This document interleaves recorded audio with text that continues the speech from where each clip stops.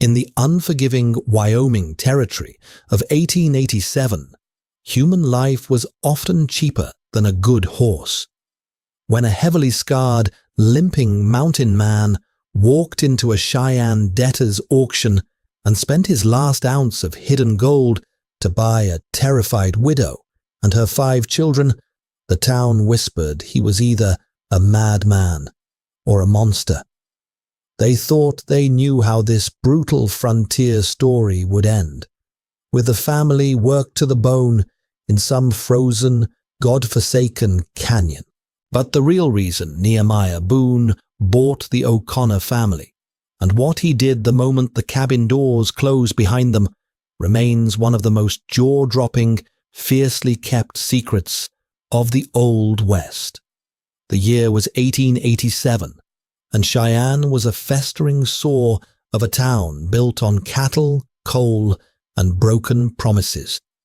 The relentless August sun beat down on the dusty thoroughfares, baking the smell of manure, cheap whiskey, and desperation into the very air. Standing at the edge of the town square was Nehemiah Boone. Jeb was a man who looked like the mountains had chewed him up and spat him out.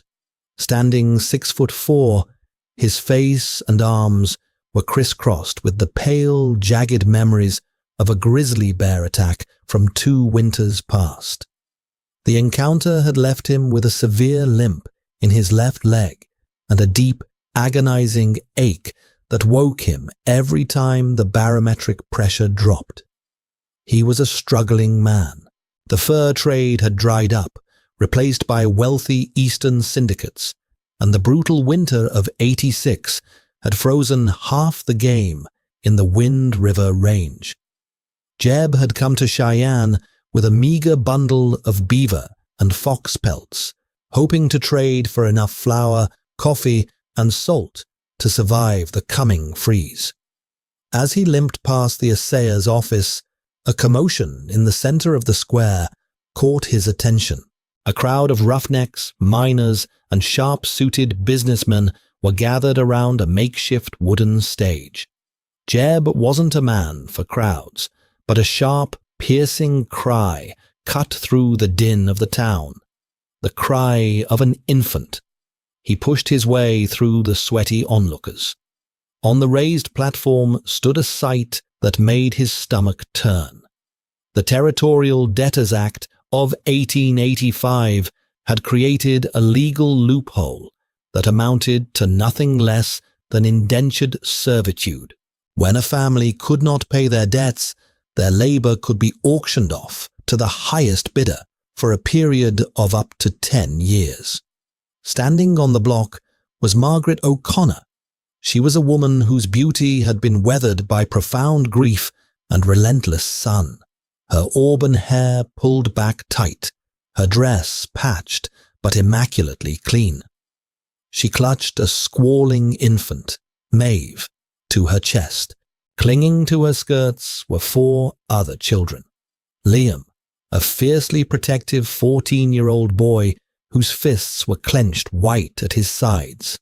Sarah, 12 and trembling like a leaf, and twin 8-year-old boys, Connor and Finn, who hid their faces in their sister's ragged shawl. The auctioneer, a greasy man named Horace Higgins, was shouting over the crowd. "We have a total debt of $400 owed to the Cheyenne Mining Syndicate. Healthy, strong stock here. The boy can work the narrow seams. The woman can cook and wash. Who'll start the bidding?" Standing at the front of the crowd was Josiah Creighton, the ruthless owner of the ironclad silver mine. Creighton was infamous. Men who went into his camps rarely came out, and women fared far worse. "I'll take the mother and the oldest boy for $300, Creighton shouted, his voice like grinding stones. "The rest are useless to me. Send the little ones to the county orphanage." Margaret let out a choked gasp, dropping to her knees. "No, please, I beg of you, sir, Do not separate us. I will work day and night. I will do anything. Just do not take my children." Liam stepped in front of his mother, picking up a loose rock from the stage. "You come near my brothers, I'll kill you," the boy screamed, though tears streamed down his face. A pair of Creighton's thugs laughed, stepping forward to backhand the boy. Nehemiah Boone felt a cold stillness wash over him. He looked at Margaret's face, really looked at it. Her striking green eyes, the slope of her jaw. His breath caught in his throat. His mind flashed back to a bloody, snow-covered gorge 3 years ago, to a dying man who had shown him a tintype photograph just before the light left his eyes. "350 for the lot," a rancher yelled out. 400, Creighton countered, spitting tobacco juice into the dirt. "And I'm still splitting 'em up. The brats ain't worth the feed." The auctioneer raised his gavel. 400 going to Mr. Creighton, going once. Nehemiah didn't think. He reached deep into the lining of his heavy buckskin coat, his calloused fingers finding the heavy leather pouch he had carried for 3 years. It was his retirement, his emergency fund, the gold dust he had sworn never to touch unless his life was on the line. $500, Nehemiah's voice boomed. It wasn't a shout, but a deep, resonant baritone that cut through the hot air like a thunderclap. The crowd fell dead silent. They turned to stare at the towering, scarred mountain man in his patched furs. Creighton wheeled around, his eyes narrowing. "You don't have $500, mountain trash." Nehemiah limped forward, his heavy boots thudding against the wooden steps. He climbed the platform, walked past the terrified O'Connor family, and untied the leather pouch. He tipped it over the auctioneer's table. A cascade of heavy, glittering yellow dust poured out, forming a small mound. "Weigh it," Jeb commanded, his eyes locked on the auctioneer. Horace Higgins scrambled for his scales, his hands shaking. He scooped the dust, adjusted the weights, and swallowed hard. It's over $600 worth in raw gold." "The family stays together," Jeb said, his voice flat, brokering no argument. "The papers." Now, Creighton took a step forward, his hand drifting toward his revolver. "You're making a mistake, Boone. You can't feed a litter of pups in the wind rivers." Nehemiah finally turned his head, his scarred face looking directly at the mine owner. "My business, Josiah. Walk away before I make you." There was a lethal, quiet promise in Jeb's eyes, the look of a man who had fought a grizzly with a hunting knife and survived. Creighton sneered, turned on his heel, and stalked away. Jeb signed the indenture papers with an X. He turned to Margaret, who was looking up at him with a mixture of profound relief and abject terror. To her, she had just been bought by a wild beast of a man. Jeb didn't smile. He didn't offer a comforting word. He didn't know how. "Gather your things, Mrs. O'Connor," he grunted gruffly, turning his back. "We got a long ride to the mountains." The wagon ride out of Cheyenne was suffocatingly tense. Jeb had spent the remainder of his trade money purchasing a sturdy, canvas-covered wagon and 2 ill-tempered mules. Margaret and the children huddled in the back, surrounded by sacks of flour, beans, and Jeb's trapping gear. For the first 3 days, the silence was absolute, broken only by the creak of the wooden wheels and the occasional sharp crack of Jeb's whip above the mules' heads.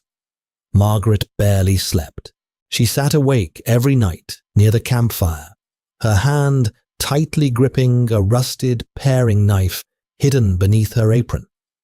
She had heard the stories of mountain men, solitary, lawless brutes who lived without God or morality. She was convinced Jeb had bought her to be a captive wife, and the children to be his slaves. Liam, too, was on constant guard. Whenever Jeb approached the back of the wagon to hand them their rations of hardtack and jerky, the boy would stand between the giant man and his mother, puffing out his chest. Jeb simply handed over the food, his scarred face impassive, and limped back to the driver's seat. On the 5th day, the flat plains gave way to the foothills of the Wind River Range. The temperature plummeted, and a biting autumn wind ripped through the canvas. The terrain became treacherous, the wagon pitching violently over exposed roots and jagged rocks. Jeb's limp grew noticeably worse. Margaret could see the tight lines of pain around his eyes whenever he dismounted to clear a fallen branch. By late afternoon, they reached the Sweetwater River, usually a shallow crossing. Early upstream snowmelts mixed with torrential autumn rain had turned the river into a churning, frothing nightmare of grey water and tumbling debris. Jeb halted the mules, studying the water. He spent an hour walking up and down the bank, testing the current with a long pole. Finally, he returned to the wagon. "Everyone inside, hold on tight to the rails," Jeb ordered, his voice gruff. It was the longest sentence he had spoken to them in days. "It's too fast," Margaret cried out, her fear finally breaking her silence. "We'll be swept away. Nearest bridge is a 4-day ride south." "We don't have the provisions," Jeb replied, climbing onto the bench. "Keep the young ones low." He urged the mules into the water. The icy river immediately surged against the wagon's sides, the force of it making the heavy wooden frame groan. The mules screamed, their hooves slipping on the slick river stones. The water rose to the floorboards, soaking the children's boots. They were halfway across when disaster struck. A massive submerged log, carried by the furious current, slammed into the rear axle. The impact lifted the back wheel completely off the riverbed.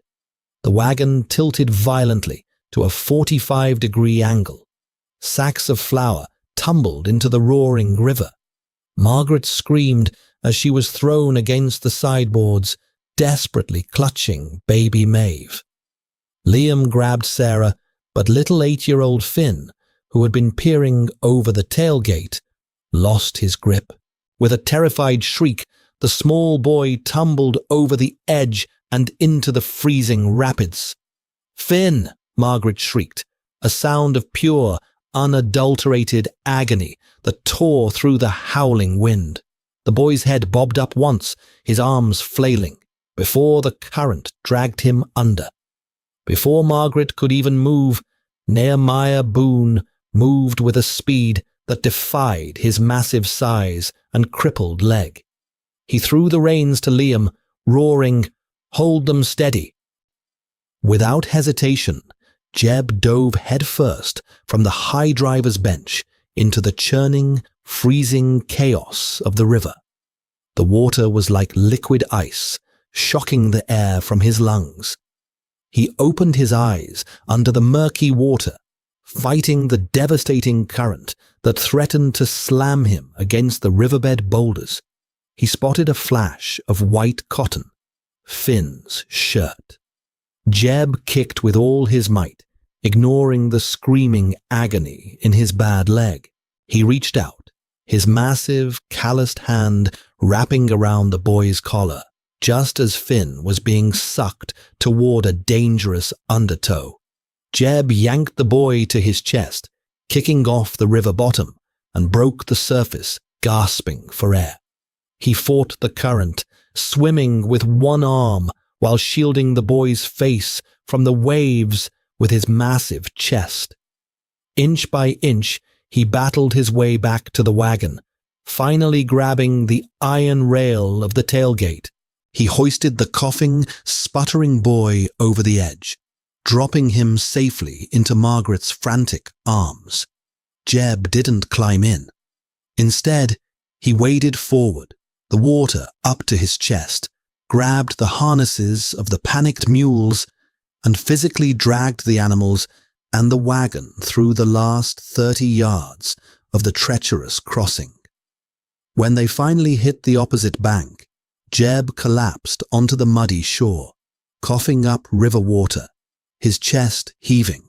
Margaret, clutching a freezing, crying fin, stared at the giant man.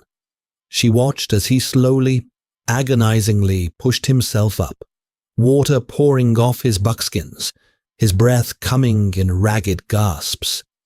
He didn't look at her for gratitude. He just limped over to the mules, checked their hooves, and said quietly, "Wrap the boy in my dry wool blanket, the red one in the footlocker. We make camp here." That night, the dynamic shifted. As they sat around a roaring fire Jeb had built, Margaret watched him. He sat away from the warmth, his back to a pine tree, quietly whittling a piece of cedar to replace a broken wagon peg. He hadn't asked for a thank you. He hadn't demanded anything. Margaret slowly stood up, poured a tin cup of hot coffee, and walked over to him. She held it out. Jeb looked at the cup, then up at her cautious green eyes. He took it, his massive, scarred fingers brushing hers. "Thank you, Mr. Boone," she whispered, "for my son's life." Jeb looked into the fire. "River's dangerous this time of year," he mumbled softly. "Get some sleep, Mom. 2 more days to the cabin." For the first time since the auction block, Margaret slipped the rusty knife out from under her apron and left it in the wagon. She still didn't know what this man wanted with them, but a monster would have let her boy drown. Jeb's homestead was nestled high in a secluded valley of the Wind River Range, surrounded by towering, ancient lodgepole pines. When the wagon finally broke through the tree line, Margaret's heart sank. It was a bachelor's existence, a single, sturdy log cabin with a sod roof, a dilapidated barn, and a smokehouse. It was rugged, isolated, and impossibly lonely. As they unloaded, Jeb's actions continued to bewilder her.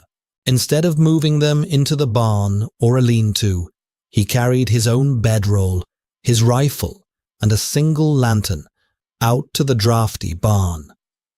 "Cabin's yours," he told Margaret, refusing to meet her eyes. "There's a cast-iron stove inside, wood's chopped round back. Keep the door barred at night. Wolves come down from the high ridges." "Where will you sleep?" Liam asked, his voice losing some of its hostile edge. "With the mules," Jeb answered flatly, turning away. For the next 3 weeks, a strange, silent routine fell over the homestead. Jeb worked himself to the bone from sunup to sundown. He repaired the roof, hunted elk to fill the smokehouse, and began expanding the cabin, felling massive timber with an axe despite the clear agony it caused his leg. He never entered the cabin uninvited. He never raised his voice to the children.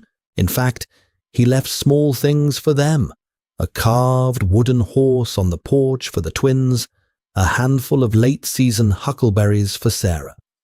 Margaret watched him chop wood one afternoon from the kitchen window.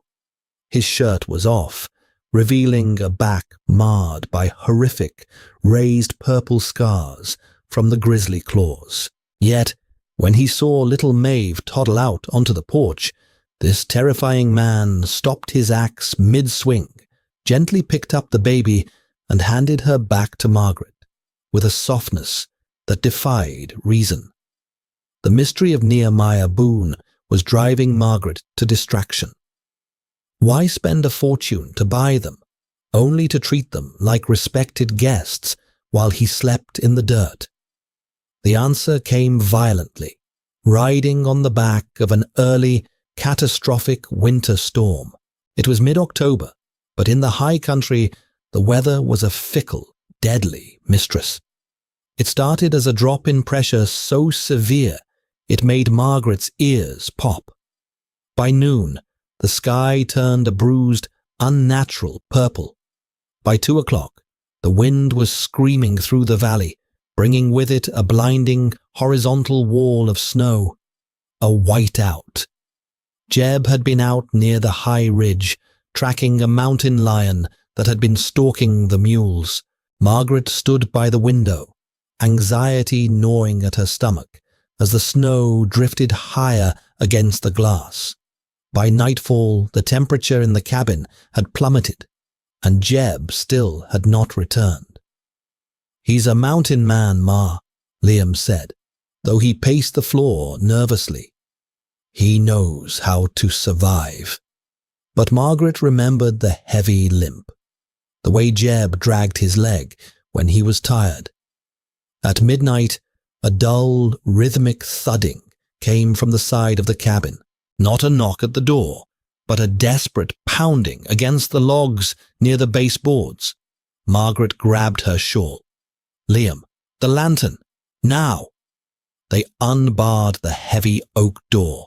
The wind nearly tore it off its hinges, blasting a foot of snow into the kitchen instantly. Margaret stepped out onto the porch, shielding her eyes against the stinging ice.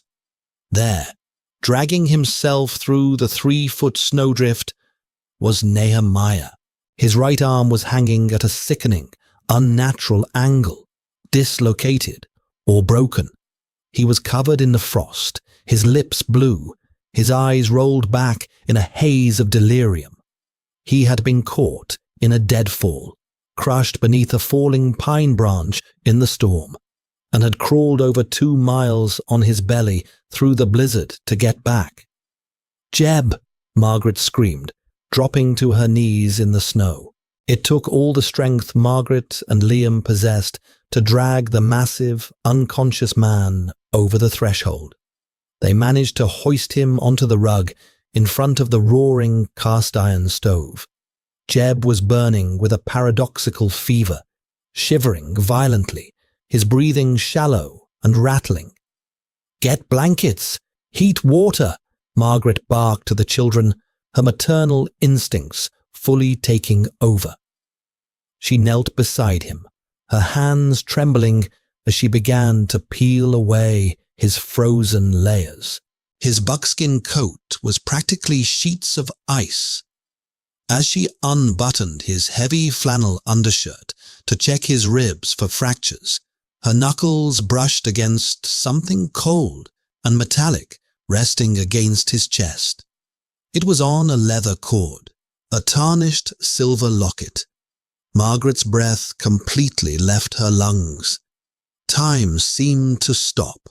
Her hands shook violently as she took the locket in her fingers. It was dented, bearing the scratch marks of what looked like teeth or claws, but she knew the intricate Celtic knot etched into the silver. She knew it intimately. With a terrified, desperate thumb, she pried the small clasp open. Inside, slightly water-damaged, but still clear, was a miniature tin-type photograph. It was a picture of a younger Margaret, holding a newborn baby, Liam. It was her husband's locket. "Thomas," she whispered, the name tearing out of her throat like a sob. Thomas O'Connor had left them 3 years ago to find work in the gold fields of the Montana Territory, promising to send for them. A year later, the letters stopped. The bank foreclosed on their farm, driving Margaret into the debt that eventually led to the auction block. She had always assumed Thomas had abandoned them, run off with the gold, leaving her heart shattered into a million resentful pieces. "Ma?" Liam asked, dropping a pile of blankets, staring at his mother, who was now weeping over the unconscious mountain man. "What is it?" Nehemiah groaned, tossing his head. His eyes fluttered open, glassy and unfocused with fever. He looked up at Margaret, seeing the open locket in her trembling hand. He didn't try to take it back. Instead, a tear cut through the dirt and frost on his weathered face. "He didn't run away, Margaret," Jeb rasped, his voice barely a whisper over the howling wind outside. "Tommy didn't run. He saved my life, and I couldn't save his." Margaret sat back on her heels, the world spinning. The scarred, terrifying brute who had bought her at an auction hadn't purchased a servant. He had spent his life savings trying to pay off a blood debt to a ghost. The cabin was suffocatingly quiet, save for the rhythmic, violent rattling of the storm against the shutters and the harsh, wet sound of Nehemiah's breathing. Margaret knelt frozen on the braided rag rug, her thumb tracing the dented silver of the locket. The face of her dead husband stared back at her, a ghost conjured from the depths of a Wyoming blizzard. "Ma?"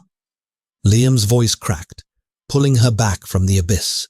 The boy was staring at the massive, shivering mountain man, then down at the locket in his mother's hands.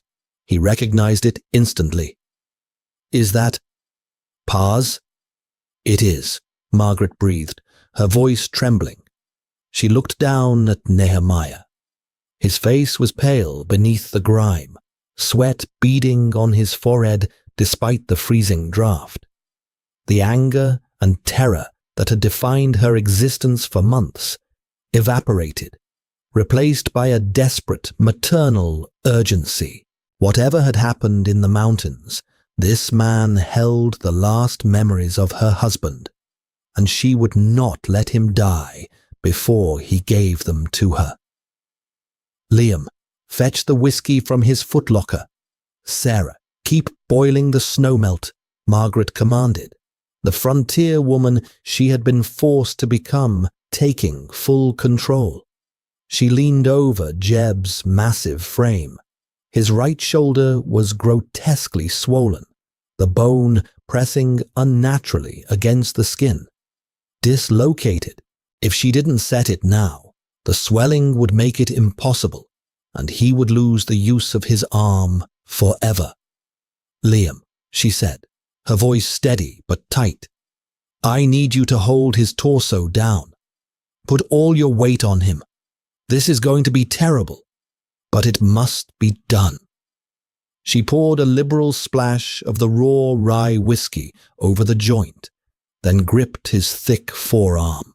Nehemiah was half delirious, but as Margaret pulled his arm outward and rotated it with a sudden, vicious yank, a roar of pure, animalistic agony tore from his throat. The joint snapped back into the socket with a sickening pop. Jeb's eyes rolled back, and he slumped into merciful unconsciousness. For 3 days, the blizzard raged, effectively sealing the cabin under a mountain of white. For 3 days, Margaret barely slept, alternating between applying hot willow bark poultices to Jeb's shoulder and forcing broth past his fever-chapped lips. In his delirium, he muttered fragments of a nightmare. He spoke of ice. He spoke of blood in the snow. And he repeatedly, agonizingly, begged a man named Tommy for forgiveness. On the morning of the 4th day, the fever broke. The wind had died down, leaving a blindingly bright, silent world outside the frosted windows. Nehemiah opened his eyes.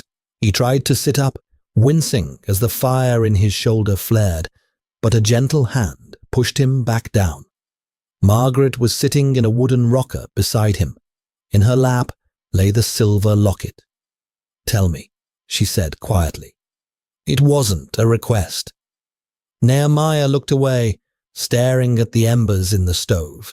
The heavy silence of the mountain man, a shield he had worn for years, finally cracked. He swallowed hard, his throat dry. It was the bitter roots.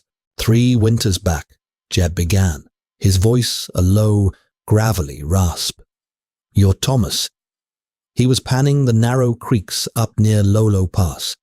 He was a good man, Margaret. Worked harder than any prospector I ever seen. Talked about you and the young ones every night by the fire. He had struck a rich pocket, enough to buy back your farm and then some. Margaret closed her eyes, tears leaking from beneath her lashes. Why didn't he come home? An early freeze caught us, Jeb continued, his chest rising and falling heavily. We were trying to hike out together before the passes closed, but a freak avalanche wiped out the trail. We lost the mules, lost most of the provisions. We were starving, trying to navigate a blind canyon, when we stumbled into a den. A silver-tip grizzly. Jeb instinctively touched the horrific scars on his face. The beast came out of nowhere. It took me down first, crushed my leg, tore my face open. I was done for. But your Thomas, he didn't run. He had his mining pick. He charged that devil, screaming your name, swinging that iron to draw its attention away from me. He gave me the seconds I needed to drag my rifle up and take the shot. Jeb stopped, squeezing his eyes shut as if to block out the memory. The bear dropped, but not before it got him. Thomas was torn up bad. I held him in the snow for hours.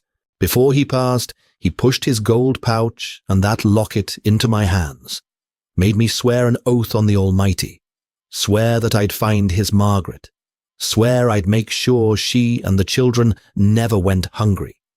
I swore it. Margaret was openly weeping now, her hands covering her face. Liam, who had been listening from the loft ladder, had tears streaming down his cheeks, his chest heaving with the revelation of his father's unimaginable bravery. It took me 2 years to heal from the mauling, Jeb said softly. By the time I tracked you back to Cheyenne, the bank had taken the farm. And there you were, on that block. Why didn't you tell me? Margaret asked, looking at him with red, swollen eyes. Why let me believe you were some monster who bought us for slave labor? Nehemiah looked at her, his dark eyes filled with a profound, self-loathing sorrow. Because I'm the reason he's dead. If I hadn't missed my step on the ridge, the bear wouldn't have ambushed us. I didn't buy you to own you, Margaret. I bought you to free you. The gold I paid at the auction was Thomas's gold. This cabin, it's yours. The deed is in my footlocker, in your name. Once the spring thaw comes, I'll pack my traps and ride out. You'll never have to look at the man who got your husband killed again.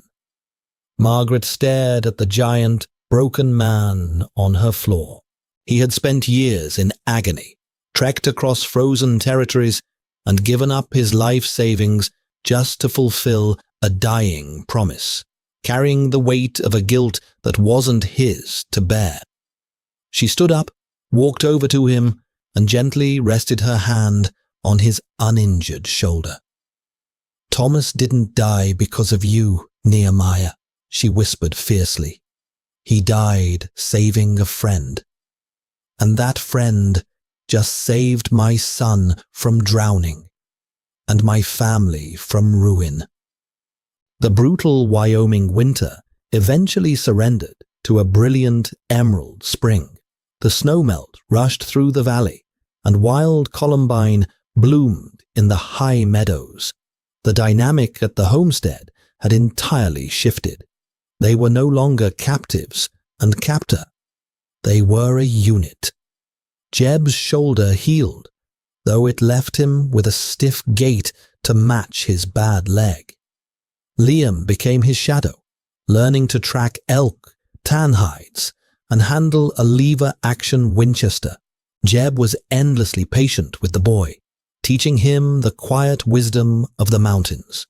Margaret, too, found herself smiling, a genuine, warm expression that made Jeb's chest tighten in ways he didn't understand. Yet, true to his word, as May approached, Jeb began packing his saddlebags. He still slept in the barn. He still believed he was merely a placeholder, a debt payer who had overstayed his welcome. But the past has a long, ugly shadow, and in the West, debts of pride are rarely forgotten. It was a Tuesday afternoon. Jeb was in the barn repairing a harness, while Liam and the twins were down by the creek catching trout. Margaret was on the porch churning butter when the sound of approaching horses broke the valley's peace. Riding through the tree line was a posse of 5 men. Leading them, atop a massive black stallion, was Josiah Creighton. The mine owner looked out of place in the pristine valley, wearing a tailored wool suit and a bowler hat, flanked by 4 heavily armed, hard-eyed Pinkerton thugs, hired guns he used to break strikes in his silver mines. Margaret's blood ran cold. She stood up, kicking the churn aside. Jeb emerged from the barn, his Winchester resting casually but deliberately in his right hand. He limped forward, placing his large frame squarely between the riders and the porch. "You're a long way from your dirty holes in the ground, Josiah," Jeb called out, his voice echoing off the canyon walls like rolling thunder. Creighton reined in his horse, a sneer twisting his mustache. "Boone, I hear you've been playing house with my property." "She's a free woman. I bought her debt," Jeb stated flatly. "You bought a fraudulent contract," Creighton countered, pulling a folded piece of paper from his coat. "The Cheyenne Mining Syndicate filed a grievance. The territorial judge happens to be a very close associate of mine. He ruled the auction invalid due to improper appraisal. The O'Connor debt wasn't 400. With compound interest, it's 800. They belong to the syndicate, and I've come to collect."